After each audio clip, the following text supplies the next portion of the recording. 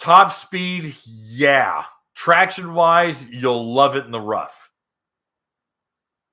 Because it's really gonna hook the tail in. It's really gonna bite the tail down. But that intake grate is designed for racers. Well, racers don't race on glass. Racers race on closed course or offshore, and they need as much pump hookup as humanly possible. So that intake grate is going to be just a snow shovel preloading your pump.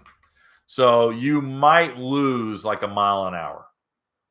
Now, don't get me wrong. Now, I shared this story maybe a year ago, but Bamdis let me know, Dave Bamdis at Riva let me know that they were working on 2 intake grates for the RXT.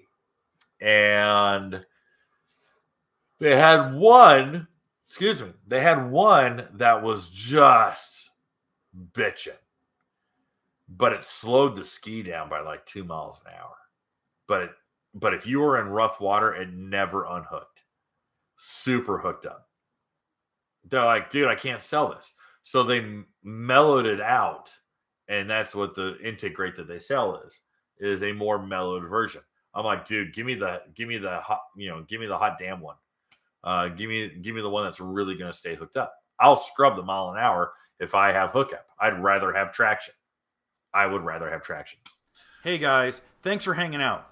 This clip was taken from our weekly podcast that we record here every Sunday night at 8 p.m. Eastern Standard Time.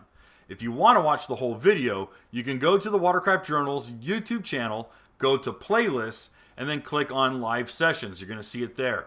Otherwise, go ahead and leave a like, a comment, and definitely subscribe to the channel. It helps us grow.